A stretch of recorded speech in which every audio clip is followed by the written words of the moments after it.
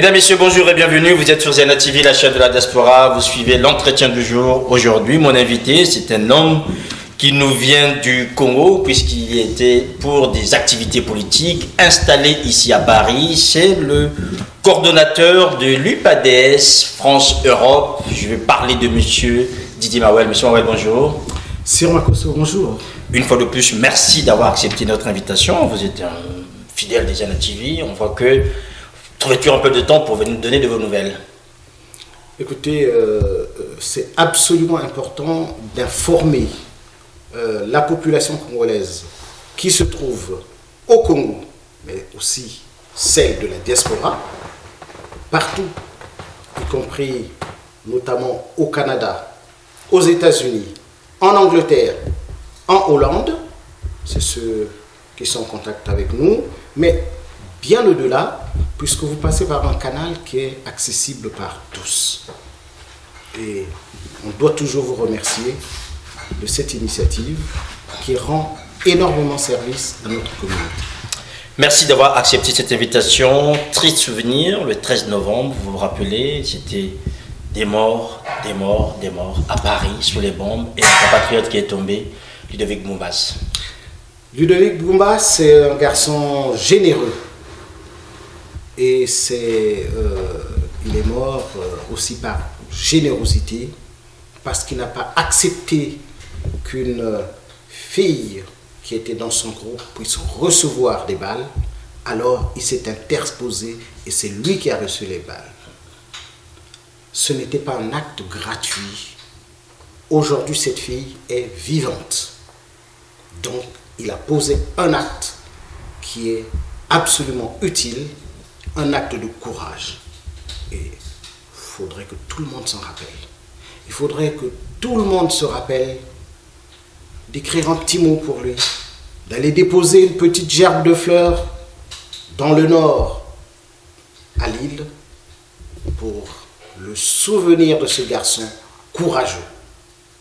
Et le courage, il paye toujours. Ce n'est pas parce qu'on meurt que tout disparaît. Non. La mort peut apporter l'espoir à certains moments, et lui, il a osé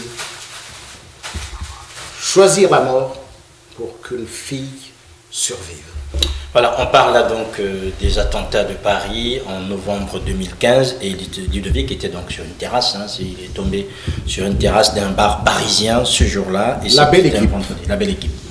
Voilà, après ce petit souvenir, bon, parlons des choses un peu plus gaies. C'est Pascal Lissouba qui va fêter ses 85 ans ce 15 novembre.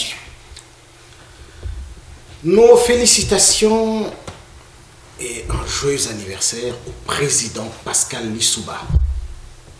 Président parce que c'est le président constitutionnel du Congo, mais c'est aussi le président de l'UPADS. Le président de l'UPADS, nous sommes toujours fiers de lui. Nous sommes fiers de ses idées, nous sommes fiers de ses projets qui ont malheureusement été arrêtés d'un coup par l'infâme, l'inique coup d'État de M. Sassou Nguesso. Mais nous disons toujours, vive le président Pascal Lissouba. C'est un homme d'honneur, c'est un homme de parole, c'est un homme d'idées. Il allait toujours de l'avant. Aujourd'hui, il est peut-être un peu fatigué, alors on a pris l'habitude de dire la santé de son âge. Oui, il a la santé de son âge, mais surtout, c'est un homme qui n'a pas arrêté d'avoir des idées, même dans les grandes difficultés de santé où il se trouve. Président, joyeux anniversaire. Restez encore longtemps avec nous. Voilà, sur ce vœu de longévité formulé par M. Mawel à Pascal Lissouba, nous vous rejoignons en fait pour formuler ce vœu à M. Lissouba, qui est bien sûr diminué, mais qui reste assez vif pour penser le Congo. Alors déjà, avant qu'on parte vers vous au Congo, Didier Mawel, restons toujours avec Pascal. Quel héritage aujourd'hui en fait nous laisse Lissouba? Il est encore là bien sûr, mais quel héritage aujourd'hui? La première des choses qui viendrait à la tête de tout le monde, c'est que Pascal Lissouba est le premier président qui a été élu de façon réellement démocratique. Parce que, rappelez-vous, à cette époque-là, il y avait une sortie de la conférence nationale, une transition rendue difficile par les uns ou les autres, mais une idée qui habitait tous les Congolais, c'est qu'il fallait que l'élection soit la plus bonne possible. Et c'est ce qui a été fait. Et Pascal Lissouba, sans tricherie, a été élu par l'ensemble des Congolais. Si on s'arrête à l'élection, on n'est peut-être pas au bout de la chose. Il faut rajouter que cette élection a été reconnue par l'ensemble des Congolais. Et ça, c'est une fierté. Mais aussi, ce que beaucoup de gens ignorent, et il a beaucoup travaillé. Il a prévu beaucoup de choses. S'il y a un aéroport aujourd'hui à Olombo, c'est grâce à lui. S'il y a cet axe, il est léger, mais prévu lourd par cet homme-là, entre Pointe-Noire et Brazzaville, c'est encore lui. Mais on peut trouver beaucoup d'autres idées parce que, par chance, le ministère du Plan est le seul qui n'a pas été pillé. Et quand Paul Kaya arrive au ministère du Plan avec M. Sassou, il est heureux de découvrir que le portefeuille était plein. Le portefeuille était plein. Beaucoup de projets y étaient, y compris les projets sur le domaine de la justice. Oui. Ils y étaient. Heureusement, ce ministère n'a pas été pillé parce qu'on n'y garde pas d'argent. Voilà, on a bien compris qu'aujourd'hui, le professeur Pascal Lissouba reste le président constitutionnel, comme vous l'avez dit. Aujourd'hui, il est fatigué, bien sûr, mais en même temps, il garde toute la lucidité pour accompagner le parti qu'il a créé, qu'il a contribué à créer, l'UPADS. Alors, sans rentrer, en fait, dans le bilan de l'homme lui-même, il faut aussi rappeler Didier Mawel qu'on l'a accusé au moment où il était là, d'avoir favorisé un peu le tribalisme et tout ça. Vous pensez que là aussi, c'est quelque chose qu'on balayerait d'un revers de main ou bien, absolument. Mais attendez, Pascal Lissouba tribaliste, ce serait alors l'envers. Tout le monde d'avoir exacerbé plus ou moins ces élans plus. Non, Pascal Lissouba a eu avec lui, dans la formation de ses gouvernements, le grand souci d'avoir toujours des gens venant de tout le territoire congolais. Aujourd'hui, on peut citer le ministre Koyo, hein, mais on peut citer aussi le ministre Maruti Ouabari. Et j'en passe, et des meilleurs. Et pour les postes, vous savez que c'est lui qui nomme, qui garde plutôt Jean-Marie Michel Moukoko comme chef d'état-major. C'est lui. Il n'est pas de sa région. Il n'est pas de sa tribu. Absolument pas. C'est lui qui nomme colonel un certain Ntsuru, à qui on ne voulait pas donner le galon de colonel depuis très longtemps. Et Ntsuru n'est pas de sa région. Même si après, le même Ntsuru va venir, comment dire, va s'allier avec celui qui va commencer à détruire le Congo. D'ailleurs, il commence par un exploit qui est la destruction de l'armurerie de Pointe-Noire.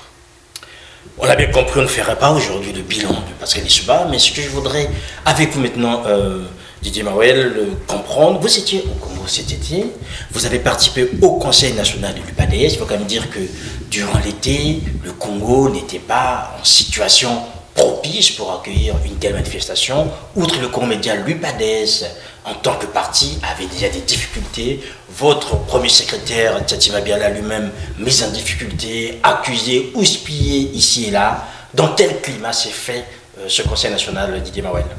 Alors, il faut prendre les choses exactement comme elles se sont passées. Tout commence avec l'investiture du premier secrétaire, l'élection du 20 mars 2016 et les suites de cette élection. Et quelles sont ces suites? Le 7 avril, le Conseil national annonçait qu'il prenait acte, sans autres explications, qu'il prenait acte. Et cette chose a été très mal perçue à l'intérieur de l'UPADES. Vous savez que je suis passé ici pour le dire.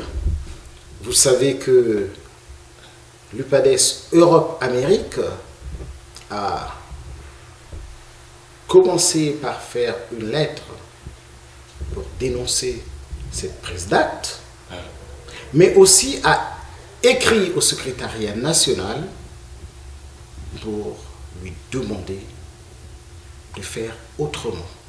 Alors pourquoi faire autrement? Parce que, quelles que soient les explications qu'on pouvait donner aux uns et aux autres, il restait une chose. Une phrase est ce qu'elle est, certes, sa perception peut être autre chose.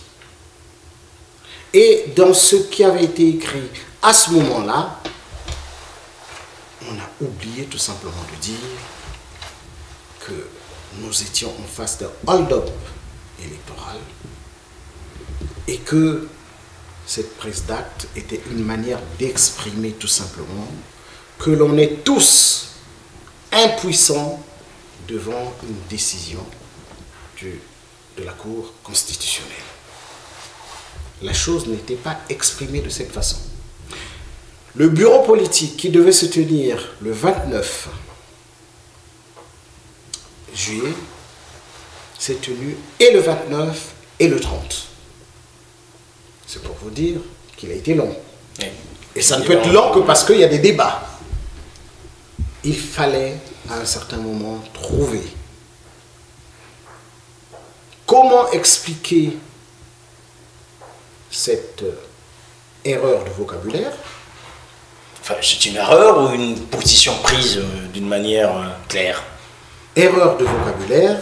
De la part de qui? Et comment faire pour la faire comprendre aux militants que nous sommes tous. Cela nous a pris toute la journée. Alors, on comprend très bien, mais par rapport à l'opinion, je suis obligé de revenir un peu. Vous parlez d'erreur, de vocabulaire. Alors, oui. J'ai quand même un peu osé parce que ce texte, avant qu'il ne soit publié, il passe par des mains, notamment des responsables du parti, qui l'approuvent tous, et je ne vois pas où est l'erreur à ce moment-là, Didier Mawel. Vous savez, il faut rester toujours vigilant. Nous sommes dans la sphère politique où quelquefois on voudrait faire plaisir. À qui? Au chef. L'expression est connue, les oui-wistes. Ils existent. Un texte qui est proposé, on est capable de dire, chef, là ce n'est pas très bon, là on peut redresser.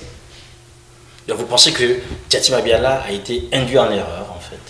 Je l'ai déjà évoqué lors de mes mais c'est bien de revenir parce que nous sommes en train de contextualiser en fait. Lors de mes derniers passages, j'ai bien dit que Pascal Tchati Mabiala avait été pris en otage par certains membres qui peut-être ont été majoritaires ce jour-là et qui ont dit voilà la bonne expression.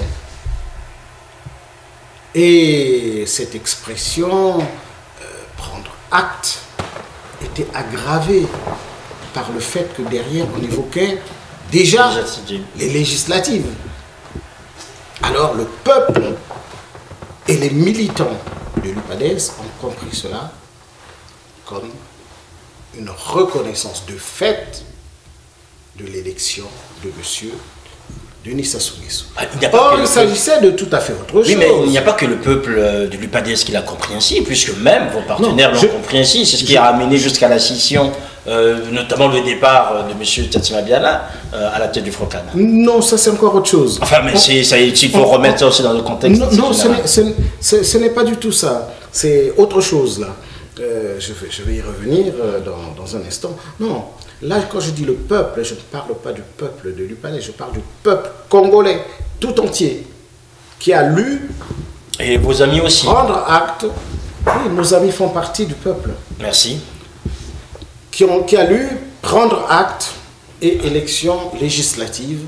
Alors, ils se sont dit, ils ont reconnu. Non, il ne s'agit pas du tout de cela. Sauf que nous voulions que cela soit mis noir sur blanc. Que tout le monde sache que l'on ne parlait pas du tout de reconnaissance, mais qu'on était en train de signifier tout simplement cette incapacité que l'on a de faire recours aux décisions de la Cour constitutionnelle. Vous savez que la Cour constitutionnelle et la Cour, l'autre elle s'appelle suprême, ces deux cours-là, quand elles ont pris un acte, une ordonnance, une décision, vous ne pouvez absolument pas faire recours. Il n'existe pas de juridiction au-dessus. Et donc, le Conseil national a estimé qu'on ne pouvait que prendre acte de ces décisions. Mais moi, je continue à dire qu'il ne fallait pas utiliser cette expression, il fallait utiliser une expression compréhensible par le peuple congolais. À ce moment-là, donc, vous reconnaissez que finalement, au sein de l'UPADES, il y a des gens qui veulent bien s'acoquiner avec le pouvoir, puisqu'ils arrivent à tromper la vigilance du premier secrétaire, afin de se faire voir de l'autre côté, puisqu'on a prétendu, après cette sortie de l'UPADES, que vous aviez déjà des circonscriptions qui étaient attribuées dans les cadres législatifs qui étaient évoqués dans cette déclaration. C'est là aussi une chose qui est assez... il y a des gens qui l'ont évoqué. Oui. Il y a des gens enfin, mais c'est un peu, il y a quand même des... Il y a des gens qui l'ont évoqué. Il y a des gens qui l'ont évoqué, mais il me semble que aussi bien du côté de M. Sassou que du côté du secrétaire général du Parti congolais du travail, cette information n'était pas connue. Cette information n'était pas connue tout simplement parce que il s'agissait d'une sorte de mode de fonctionnement à l'intérieur de la magouille, de la mafia qui existe autour du PCT, où certaines personnes se permettent d'aller faire des propositions à d'autres sans savoir s'ils auront l'aval ou pas de leur parti ou de leur chef suprême qui est M. Denis Sassou Nguesso. Donc c'était le début d'un deal entre quelqu'un du PCT qui a infiltré, si vous me permettez l'expression, l'UPADES. Je pense que ça peut passer en fait un peu pour faire passer ces messages-là et puis faciliter la reconnaissance. Voilà, et il se trouve que dans sa sagesse, le bureau politique a dit tout de suite non à cela. Je crois qu'on en avait déjà parlé. On en avait déjà parlé. Le bureau politique du 27 avril s'est réuni et on lui a fait part de cette rumeur. Et le bureau politique a dit non, nous n'entrons pas dans ça. Non, cela ne se passera pas de cette façon. Si nous aurons des députés, eh bien, il faudrait qu'ils soient élus. Si demain nous aurons des sénateurs, eh bien, il faut qu'ils soient élus. Et quant au ministre, on n'en parle même pas du tout. D'ailleurs, à l'époque, on ne savait même pas qui était le Premier ministre. Mais au moins, on ne voulait pas faire partie d'un gouvernement de M. Sassou. L'impression que vous avez donnée, c'était que vous vouliez vous répondre aux appels du pied, puisque Tchatime Abiala lui-même, à ce moment-là, après on va revenir sur les décisions du Conseil national, mais Tchatime Abiala lui-même était déjà quasiment indexé, j'étais aux hégémonies, parce que traité de traître, si vous me permettez la tautologie, et on comprendrait qu'à ce moment-là, l'UPADS s'était rangé, et finalement, il n'avait fait que jouer le jeu. Comment a-t-il vécu, vous l'avez rencontré à Brazzaville, comment a-t-il vécu, en fait, ces moments aussi intenses en termes d'attaques, de calomnies, d'accusations, Tchatime Abiala? Vous savez, on a beau être le chef du plus grand parti de notre pays, on reste un homme. Votre sauf le PCT. Moi, je vous dis que c'est l'UPADS. Oui, laissez-moi avoir mon opinion. Allez-y, allez-y. Hein? Moi, je vous dis que c'est l'UPADS. D'accord, oui. On a beau être à la tête du plus grand parti du pays, on reste un être humain. On reste sensible. Et notamment aux accusations qui peuvent être injustes. En tout cas, telles qu'on les ressent. Tout à fait. En tout cas, telles qu'on les ressent. Elles ne le sont pas de façon, comment dire, intrinsèque ou fondamentale, dans la mesure où il y a des bases sur lesquelles les accusateurs se fondent. Mais combien de fois il y a des fausses bases? Il y en a. D'ailleurs, tout à l'heure, vous avez commencé déjà à en lancer une. Celle où il aurait été écarté du FROCAD, ce qui est complètement faux. Hein? Ce qui est complètement faux. Il a été débarqué de la tête du FROCAD. Non. Écarté, mais... Le FROCAD est une organisation qui se veut démocratique. Donc c'est au nom de la démocratie qu'il a été viré. C'est l'expression que nous avons utilisée la dernière fois. Et la démocratie, en fait, ne vire pas. La démocratie vote et élit.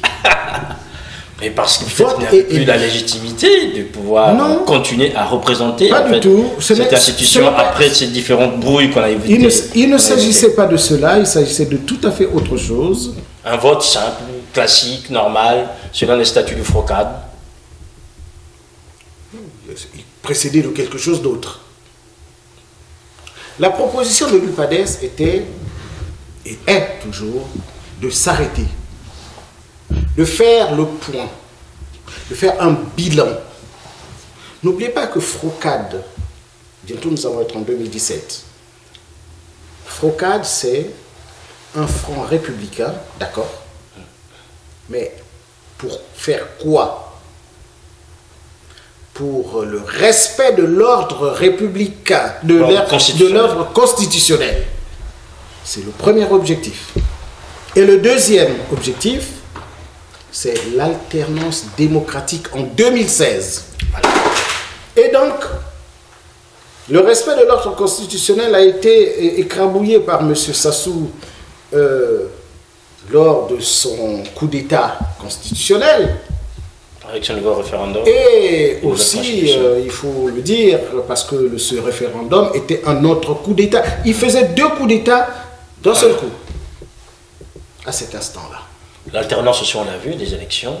Et les élections ont donné ce qu'il y a eu, un hold-up, un véritable hold-up. Cela veut dire que sur les deux objectifs du FROCAD, nous, même si certains ne veulent pas accepter le mot échec, mais nous n'avons pas atteint ces deux objectifs.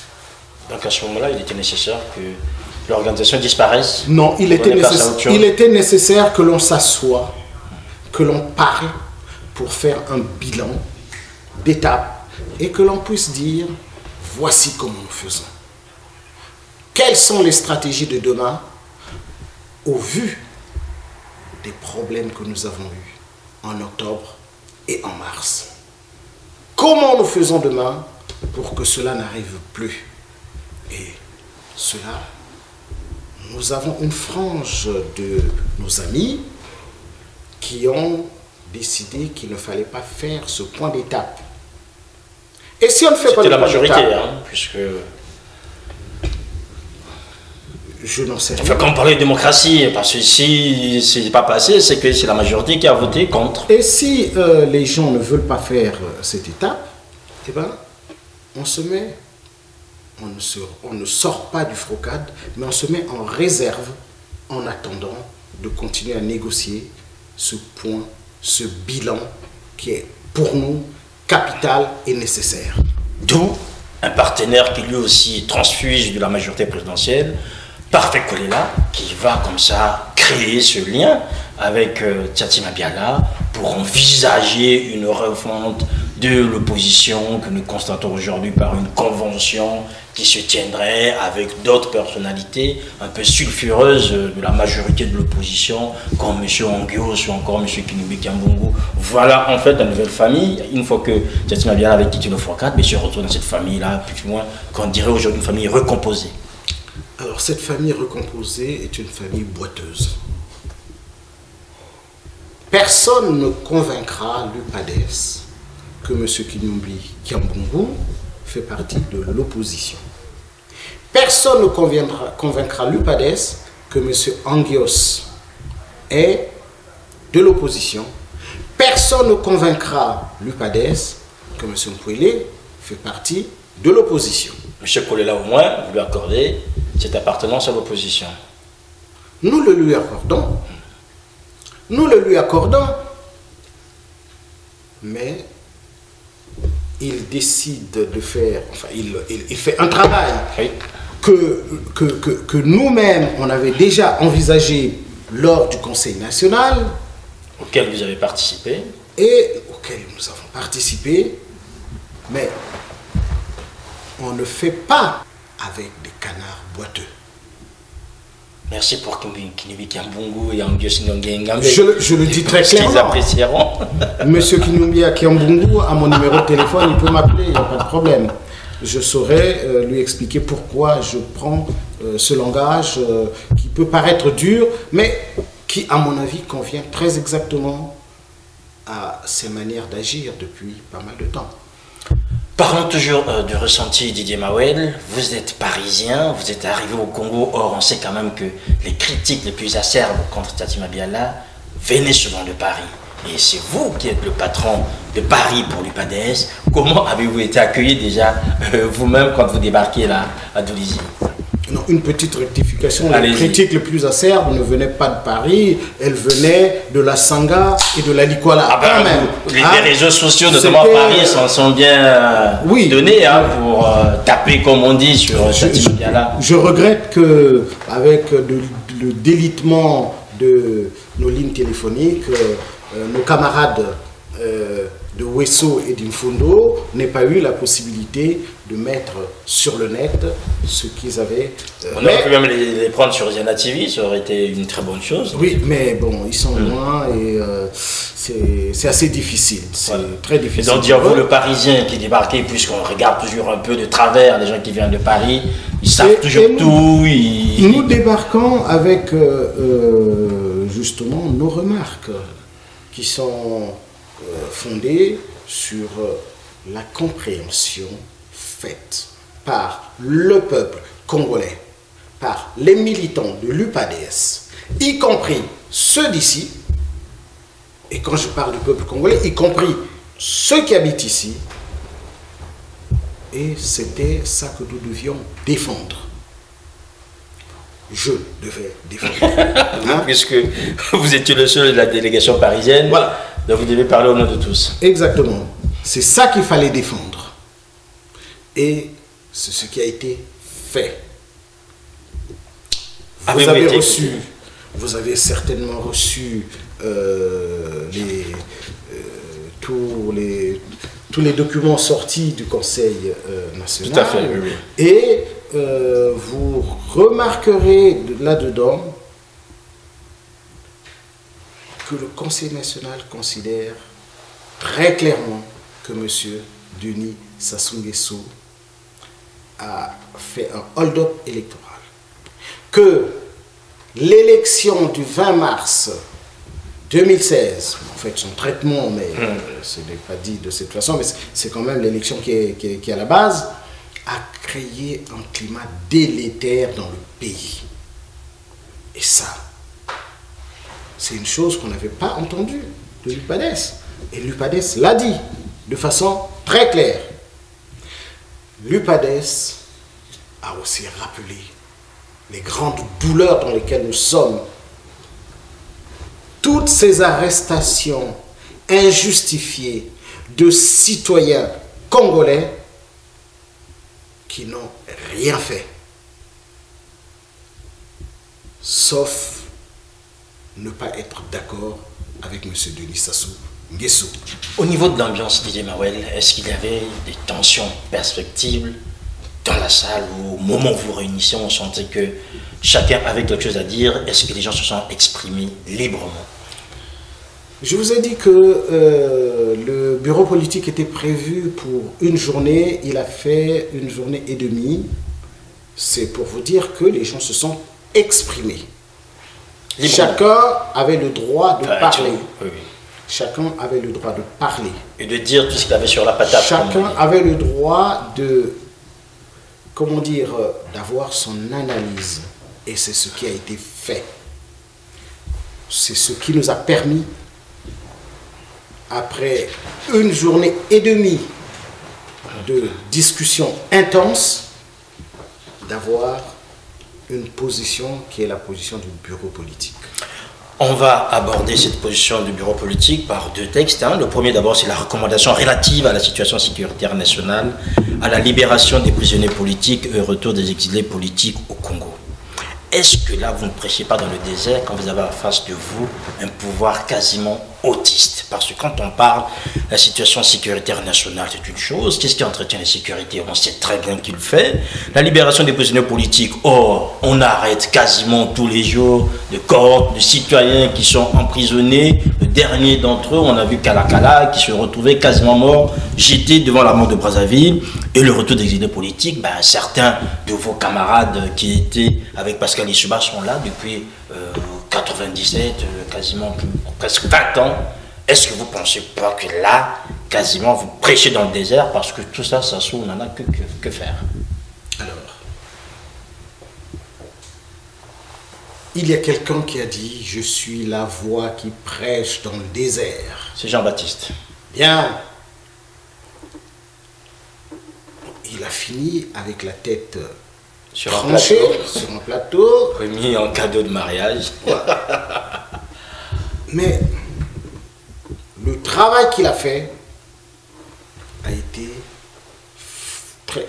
a donné des fruits. La venue du Christ. C'est pas tout.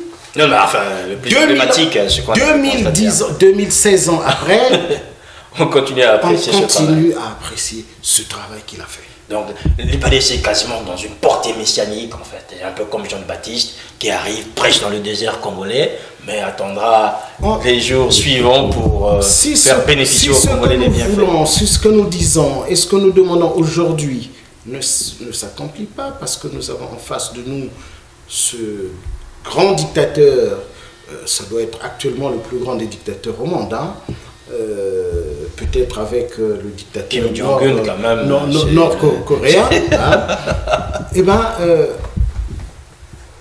ce que nous disons va droit dans les oreilles et dans le cœur des Congolais. Et à force de le dire, ça finira par laisser une trace et il y aura des résultats. Benoît Koukebene et M. Bikinkita, qui sont des exilés, nous n'arrêtons pas de parler d'eux. Il n'est pas un conseil national de l'UPADES où on ne demande pas qu'ils reviennent au pays.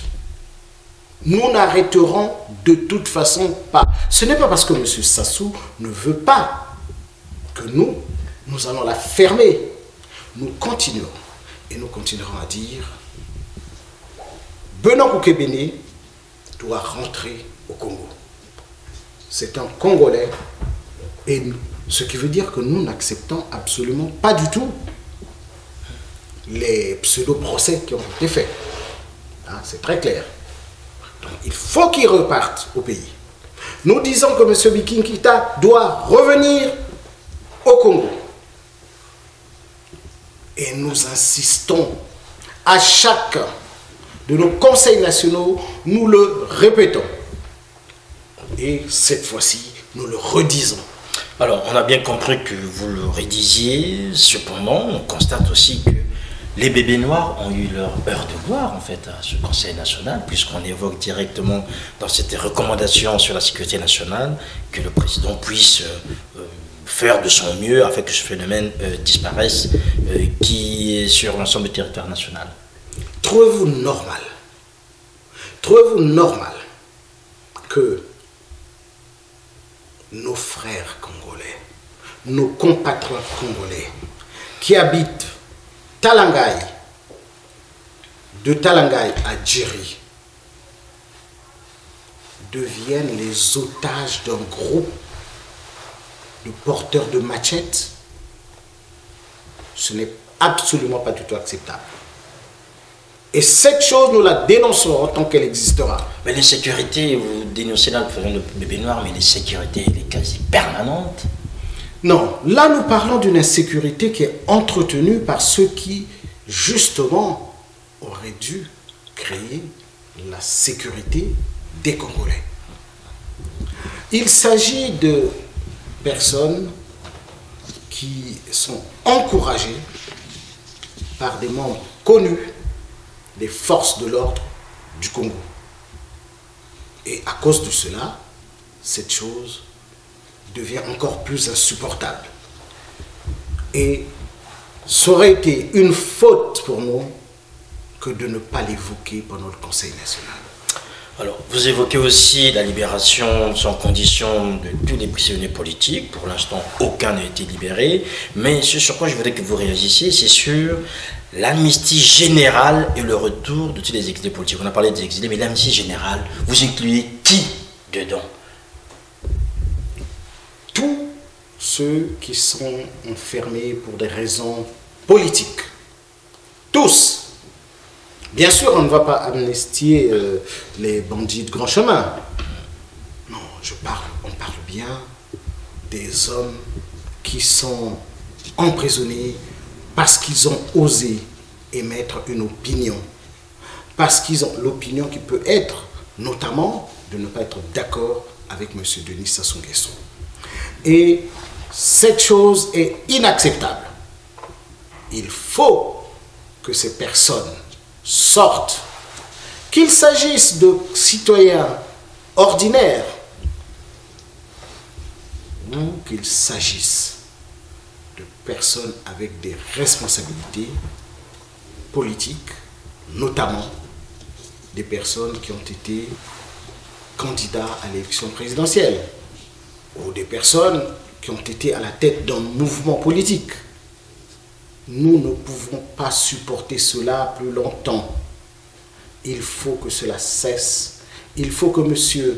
Denis Sassou Nguesso prenne ses responsabilités et décide de les élargir.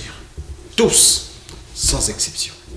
Il y a eu 2 motions, en fait, lors de ce Conseil national. La première motion, c'est celle de fidélité au président fondateur de l'UPADES, le professeur Pascal Lissouba. Vous l'avez évoqué à l'entrée, en fait, de cet entretien. Bon, joyeux anniversaire encore, président. Je pense que là, il n'y a pas grand-chose à dire. Nous vous restons fidèles et nous l'avons dit au Conseil national. C'est ce qui est dit. Alors, maintenant, il y a une motion qui, sans doute, dans la moiteur du Dolisie, a dû sans doute poser problème, je ne sais pas, vous me direz. C'est celle concernant la confiance au camarade Pascal Thiatima Biala, premier secrétaire de l'UPADES. Alors là, Didier Mawel, je pense quand même qu'il y a eu débat parce que M. Thiatima Biala n'arrivait pas là comme un ange. Il avait quand même des casseroles, même si vous parlez de campagne de dénigrement, de diabolisation. Oui. Mais enfin, tout cela avait quand même des éléments sur lesquels on s'appuyait pour qu'il soit comme ça accusé. Même ses propres camarades, certains ici, comme Benoît Koukebene, ont dit qu'il n'avait plus le droit, ni même la légitimité de présider aux destinées de l'UPADES en tant que premier secrétaire de l'UPADES. Comment est-ce que vous avez discuté cette motion, qu'elle soit votée, vous me direz sans doute à l'unanimité? Comment ça s'est passé? Alors, il faudrait peut-être lire les considérants. Oui, mais enfin, on ne va pas revenir sur tous les considérants, mais bon, on a bien compris qu'aujourd'hui, vous l'avez blanchi, il faut le dire ainsi, hein, c'est maintenant un homme neuf, vierge, qui n'a rien fait, à qui on l'accuse en tort, qui est diabolisé. À ce moment-là, je veux juste devoir comprendre déjà le contexte dans lequel vous avez... Je vais commencer par vous dire que c'est un être humain. Donc, oui, oui. Avec toutes ses faiblesses. Avec les faiblesses que pourrait avoir un homme éventuellement. Mais quand cet homme est capable d'écouter, quand cet homme est capable de dire « Oui, vous avez voulu que l'on fasse ceci, on va le faire ». Vous savez très bien que là, il a entrepris une tournée à l'intérieur du pays. On a vu triomphalement accueilli un peu partout. Absolument. Bien organisé, bien orchestré. Et vous voulez que moi, Mawel, je puisse virer cet homme qui a accueilli triomphalement? Ah ben écoutez, tout ça, ça se prépare. Aujourd'hui, vous prenez Sassou Nguesso, vous l'amenez dans le pool, vous verrez aussi que les gens vont l'accueillir triomphalement. Avec une différence, Sassou Nguesso va distribuer des billets de 5 000, de 2 000, 2 000. Il va distribuer des t-shirts. Nous, on ne distribue rien. Et pourtant, les gens étaient habillés aux couleurs de l'UPADS. Donc, achetaient-ils eux-mêmes leurs t-shirts et leurs pannes? Ou bien c'est le parti qui a offert? Non, le parti a vendu des t-shirts depuis très longtemps. Le parti a vendu des pannes depuis longtemps.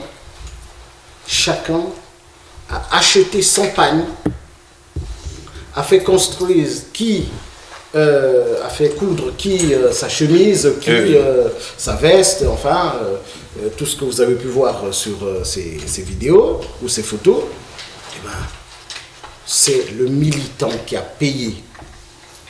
Le militant qui a payé de sa poche. Il n'y a pas eu une distribution orbi et orbi de pannes et de t-shirts. Ce qui nous rend complètement différents de monsieur Denis Sassou Nguesso. Donc là, on comprend bien par cette motion que Tati Mabiala est lavé de tout soupçon, parce que les choses sont claires ici. Non, là, cela veut dire que, vous savez, un conseil national, alors, vu d'ici, c'est peut-être quelque chose d'assez abstrait. C'est vrai, c'est vrai. Mais vu du pays, on va prendre une région comme ça, la Sangha. On va prendre une région comme ça, la Sangha par exemple. Qu'est-ce qui va se passer? Les cellules se réunissent, les sections se réunissent, les fédérations se réunissent et la coordination rend les vœux de toutes ces personnes. Oui, il y a un travail qui est préparé au niveau du secrétariat national, mais le militant de base a participé. Et si vous voyez que le climat est celui de garder le camarade Pascal Sati Mabiala, eh ben, vous aurez beaucoup de mal si vous venez dire qu'on fait le contraire. Donc, vous venez au Conseil national avec ce que le peuple a dit, en tout cas les militants. Et ce qui est marqué là ne vient pas d'une seule région. Il y a des considérants qui ne sont pas là, qui n'ont pas été retenus, mais les considérants ont été pris dans les différentes régions. Moi je dis toujours région, préfecture, département. Département, voilà. Hein. Et donc ces considérants-là ne viennent pas spécifiquement du Conseil national. D'ailleurs, cette motion de confiance au camarade Pascal Sati Mabiala n'était pas à l'ordre du jour au départ. Ce sont les représentants des différents départements qui ont dit il faut qu'on le fasse. Et on l'a fait. Et le Conseil national l'a adopté. À l'unanimité. À l'unanimité. Voilà, on a bien compris, Didier Mawel, que c'était un moment important pour la vie du parti. Aujourd'hui, le parti a repris du souffle, hein, puisqu'on a vu, vous l'avez évoqué, Tati Mabiala faire le tour du Congo pour revoir. Il n'a pas fini, il n'a pas fini, il va continuer. Et surtout continuer à ressouder cette famille de l'UPADS. Maintenant, En conclusion, qu'est-ce qu'on dirait en fait, vous qui avez été, on l'avait évoqué, qu'est-ce qu'on dirait en fait de ce Conseil national? C'était le Conseil de l'unité, de la réconciliation, désormais tout va bien, on peut repartir, se préparer pour les législatives. De la cohésion. Hein? C'est le Conseil national de la cohésion. Et la cohésion n'était pas suffisante. Il fallait autre chose. Ah oui, parce que vous allez parler de cohésion là où il y a besoin d'autre chose. On a besoin de l'unité. Pourquoi dire ça en deux mots? Unité, cohésion. Mais on a aussi besoin de la discipline. Attention, la discipline ne vise pas que les tout petits. Dit là-dedans, elle vise aussi les grands qui doivent, parce que les textes le leur demandent, consulter ceux qu'ils doivent consulter. Ça fait partie de cette discipline. Donc, unité, cohésion, discipline. L'objectif étant de consolider les positions du parti. Voilà, très belle conclusion, M. Mawel. On va passer à l'actualité. Alors, le dernier Conseil des ministres, en fait, a consacré un principe, selon la Constitution, de pouvoir désormais avoir un chef de file de l'opposition politique. C'est ainsi que cela est formulé par rapport au projet de loi qui a été proposé par M. Mboulou. Déjà, je veux revenir sur Thiaty Mabiala parce qu'aujourd'hui, il a été, notamment parmi les accusations qui ont été portées contre lui, sur le pouvoir demain, grâce à ce jeu avec cette constitution de M. Sassou et ces articles qui plus ou moins arrangent les choses, de pouvoir récupérer en fait la tête de l'opposition politique et républicaine telle que c'est formulé. Est-ce que vous pensez qu'aujourd'hui déjà ce type de disposition est nécessaire pour arriver à rendre cohérente l'action de l'opposition politique congolaise? Alors déjà, face à une décision du gouvernement, et tant que ce gouvernement est là, présent, nous n'en pouvons mais. Ils ont dit que c'est comme cela, et c'est la constitution donc, de M. Sassou qui le dit.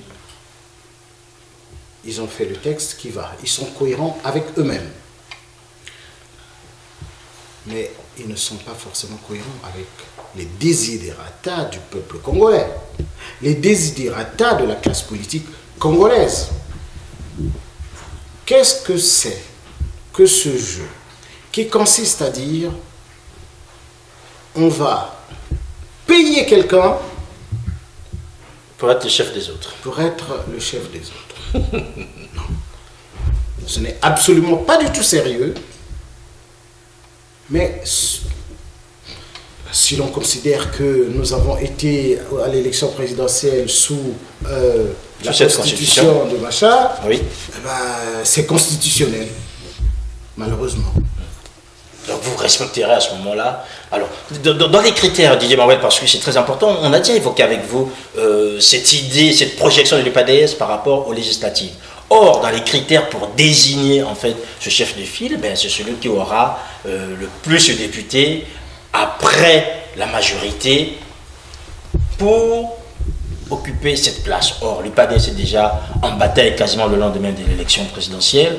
Aujourd'hui, vous êtes en position, puisque Thiaty Mabiala qui fait le tour du Congo, là aussi, c'est pour mobiliser les populations et peut-être de ramener le plus grand nombre de députés, ce qui signifierait que lui devrait ou pourrait en fait devenir le chef de file de l'opposition politique. Non, monsieur Sirmakosso, je vous ai dit que nous voulons consolider les positions du parti. Ah, mais parmi les positions, vous voulez aussi avoir un peu plus de députés que maintenant, à ce que je sache. Donc si vous avez plus de députés par rapport à cette disposition, ben, Thiaty Mabiala serait de facto le chef de file de l'opposition politique. Nous avons un principe. Nous avons un principe. Nous ne vendons pas la peau de l'ours avant de l'avoir tué. Donc vous ne voulez pas avoir autant de députés que vous pourriez espérer en fait? Si. Ben, écoutez, mais c'est plus ou moins logique, les choses sont plus ou moins claires. Nous n'avons pas l'habitude de faire la politique de la chaise vide en ce qui concerne les législatives, notamment, et les locales, pour une raison toute simple. Comment le parti vivrait-il? Nous n'avons pas chez nous des gens nantis. Alors, qui vont financer le parti. Didier Mawel, je pense que vous bottez en touche, Didier Mawel. Nous, si vous bottez en touche, alors on va aller concrètement. Combien de députés UPADS aujourd'hui? Nous en avons 7. MCDDI combien? 7. Donc, ça signifie qu'aujourd'hui, si on reste dans la projection, je pense que pour la prochaine mandature, vous aurez besoin d'avoir un peu plus. Et si vous avez ce plus-là, de facto, ce que je dis juste, de facto, vous prendrez la tête. La même question, je la poserai à Parfait Kolela, mais aujourd'hui, le calcul du pouvoir, c'est un peu celui-là, en fait. C'est-à-dire de donner à celui qui a plus d'éviter ce statut avec les honneurs et les moyens matériels qui l'accompagnent. Ces élections, vous savez très bien qu'elles ne sont même pas encore annoncées. N'en déplaise à M. Sir Makosso et à M. Bedel Baouna, elles n'ont pas été annoncées. Et donc, il est... Donc, on ne peut pas spéculer. Je ne vois pas comment on peut spéculer sur quelque chose qui n'est pas. Ouais. Mais, par contre, il faut savoir qu'ils viennent de prendre le texte aujourd'hui. Si les textes d'application sont faits à la date où nous sommes, mais il paraît tout à fait normal que l'avantage se trouve du côté de M. Parfait Kolela. Pourquoi vous voulez renvoyer la balle à Parfait Kolela alors que vous aussi pouvez bénéficier en fait de cette manne que propose aujourd'hui le pouvoir? C'est la générosité du PADS, je vois là. Parce qu'il faut que ce soit un chef de parti, semble-t-il. Oui. Je n'ai pas lu le texte, donc il faut que ce soit un chef de parti, mais il faut que ce soit celui... à 7-7, il y a match nul, alors on va... Président et vice-président, puisqu'on sait toujours faire des arrangements, on va faire une présidence tournante. Il y a quelque chose... Non, mais attendez, on ne va pas nier non plus les faits récents. Il y a eu une élection présidentielle à laquelle nous avons participé, je dirais même participé de bon cœur. Oui. Qui a donné des résultats, que ce soit les vrais ou ceux inventés par M. Sassou. Il donne un ordre. Mais il n'y a qu'à respecter cet ordre-là.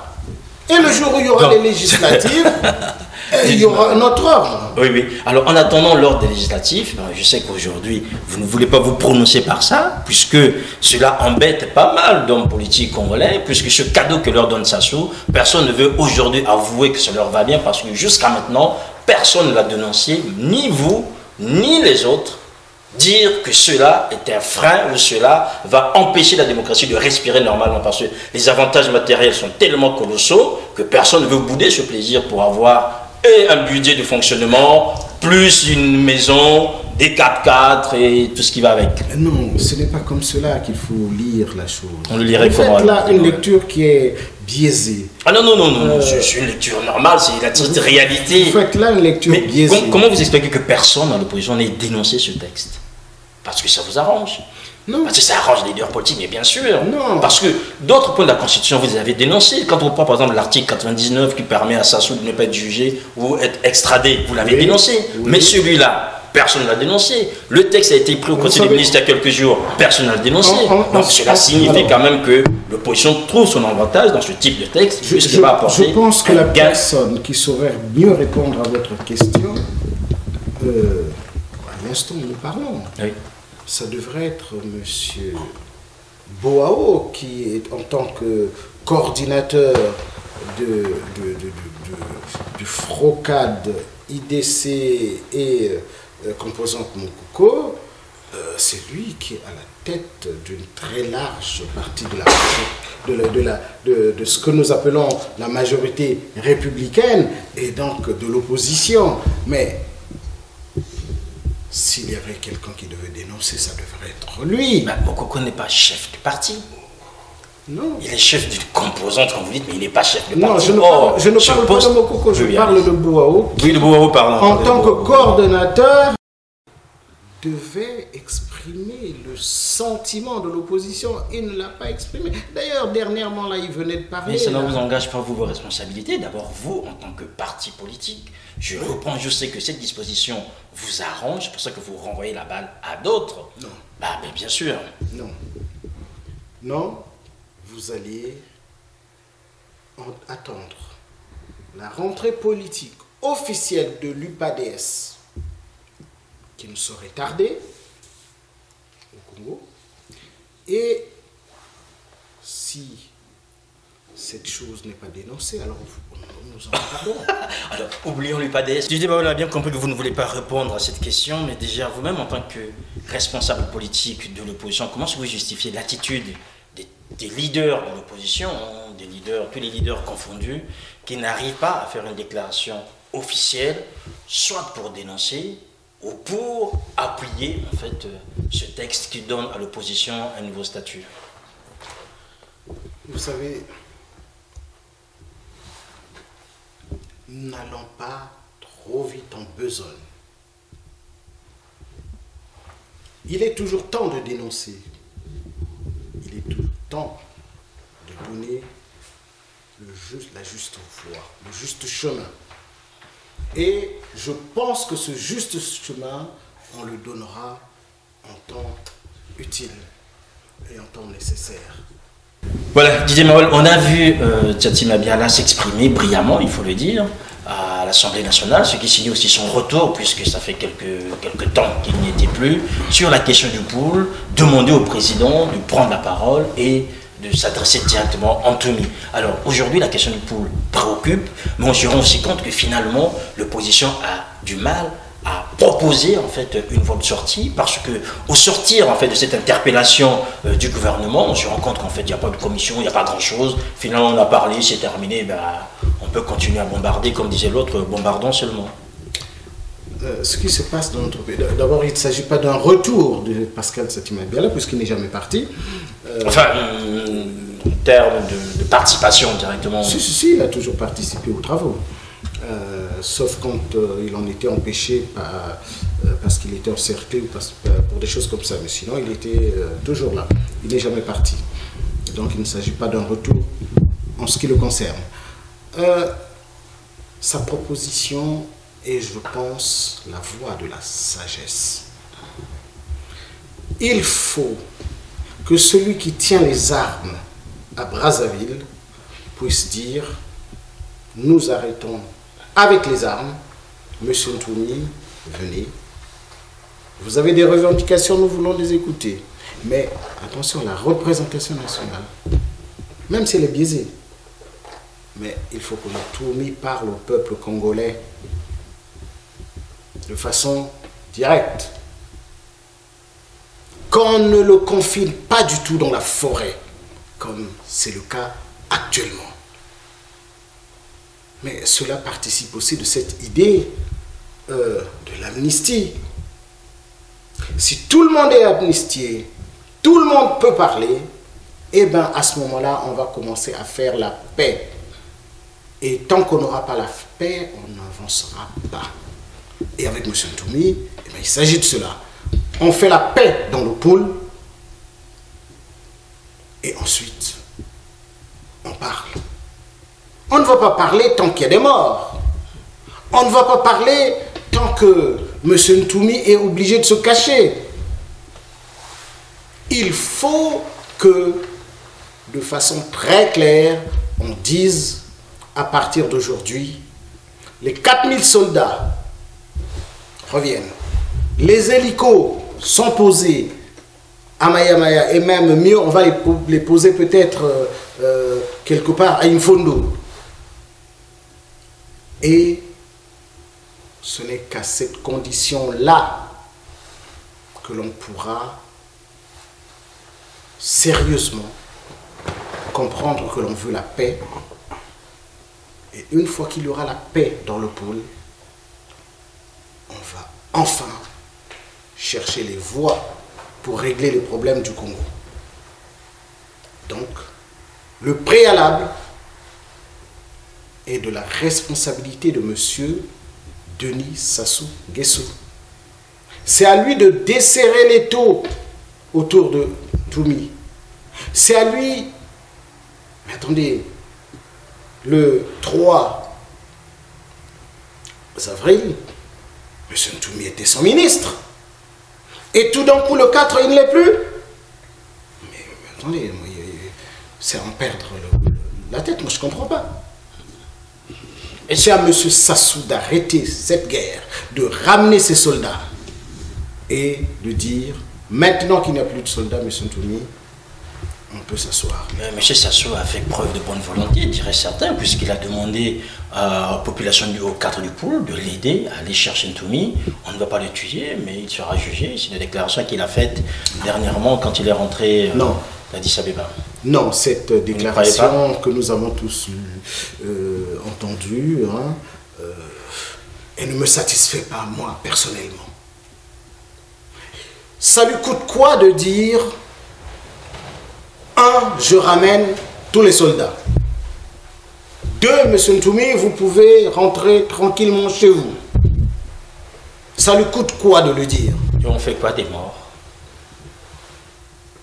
C'est à partir de là qu'on va commencer à parler des morts. À savoir, qu'est-ce que nous faisons des morts? Comment nous faisons pour ramener les gens dans leur village où ils étaient heureux? C'est à ce moment-là. Mais ça ne peut pas se faire avant qu'on ait déclaré la paix dans le Poul. Je dis bien la paix, pas la paix du vainqueur, la paix. C'est tout. Voilà, c'est sur cet appel à la paix qu'on va se quitter, Didier Mawel. Encore merci. Mais écoutez, comme d'habitude, je suis très heureux de venir chez vous. Vous n'êtes jamais satisfait de mes réponses, mais ce sont mes réponses à moi. Et je suis... Mais nous les entendons volontiers, hein. Il n'y a pas de problème. J'entends aussi vos protestations. Hein.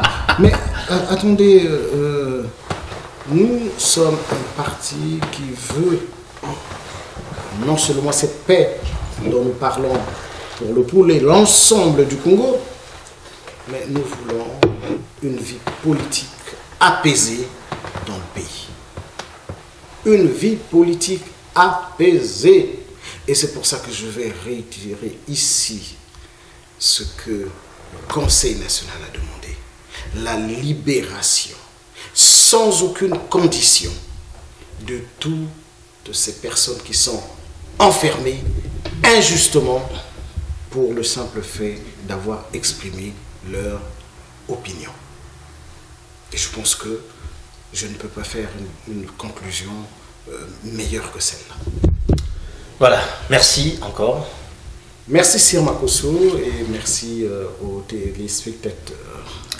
Voilà, mesdames, messieurs, vous avez suivi cet entretien du jour, un peu long, mais c'est normal, puisqu'il fallait qu'on revienne sur cette actualité qui s'est passée cet été du côté du Brazzaville, qui concernait bien sûr l'UPADS, Didier Mawel, coordonnateur de l'UPADS France, Amérique et Europe, nous a donné des clés pour bien comprendre les enjeux et surtout de mieux saisir en fait aujourd'hui la stratégie de l'UPADS par rapport à son positionnement au niveau national. Merci à Nokoku Monga Kosoki a réalisé cette émission. Merci à vous aussi, toujours, ici nombreux, à nous suivre. Portez-vous bien et à la prochaine fois.